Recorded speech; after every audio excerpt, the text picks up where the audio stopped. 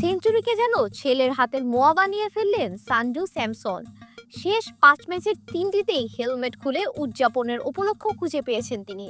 অবশ্য তার ব্যাটিংকে বাইনারি ব্যাটিংও বলা যায়, হয় 0 রানে আউট হচ্ছেন, না হলে সেঞ্চুরি করেই মাঠ ছাড়ছেন। প্রোটিয়া সিরিজে টানা 2 ম্যাচ রানের খাতাই খুলতে পারেননি স্যামসন। তার ধারাবাহিকতা নিয়ে আবারও প্রশ্ন উঠতে শুরু করেছিল, তবে সেটা বেশি সময় স্থায়ী হতে দিলেন না তিনি। ভয়ানক অথচ নান্দনিক ব্যাটিংয়ে প্রদর্শনীতে স্তব্ধ করে দিলেন দক্ষিণ আফ্রিকাকে, তুলে নিলেন আরও একটা শতক। এর মধ্য দিয়ে প্রথমবারের মতো কেউ এক পঞ্জিকা বর্ষে 3টি টি-20 সেঞ্চুরির মালিক বনে গেল। নির্দয় নিষ্ঠুর ব্যাটিং ঝড়ে প্রতিপক্ষ বোলারদের একেবারে ছিঁড়ে খুঁড়ে খেয়েছেন এই ডানহাতি। করেছেন 56 বলে 109 রান। শুরু থেকে শেষ সমান তালে বোলারদের শাসন করে ভারতকে পৌঁছে দিয়েছেন রান পাহাড়ের চূড়ায়।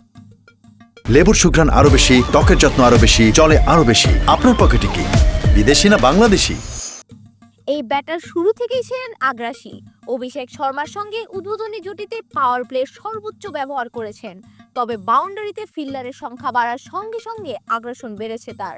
মাত্র 28 বলে হাফ সেঞ্চুরি পূর্ণ করেন। অতঃপর একের পর এক বাউন্ডারিতে দ্রুত এগিয়ে যান শতকের দিকে। 23 বলের ব্যবধানে 3 অঙ্কের ঘরে প্রবেশ করেন তিনি।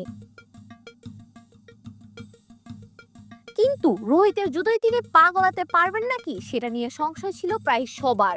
বিশেষ করে অভিষেকের এতদিন পরেও জাতীয় দলে নিজের জায়গা নিশ্চিত করতে না পারার ব্যাটারের ওপর ভরসা করতে চায়নি কেউই। তবে তিনি যা করলেন সেটা ছাড়িয়ে গিয়েছে দূরতম কল্পনাকেও। বাংলাদেশের বিপক্ষে সিরিজের শেষ টি-20তে দুর্ধর্ষ এক সেঞ্চুরি হাঁকানোর পর প্রোটিয়াদের বিপক্ষেও প্রথম ম্যাচে ছুঁয়েছিলেন 3 অঙ্কের ম্যাজিক ফিগার। মাঝে খানিকটা ছন্দপতন ঘটেছে বটে, তবে রুদ্ররূপ নিয়ে আরও একবার আবির্ভাব ঘটল তার।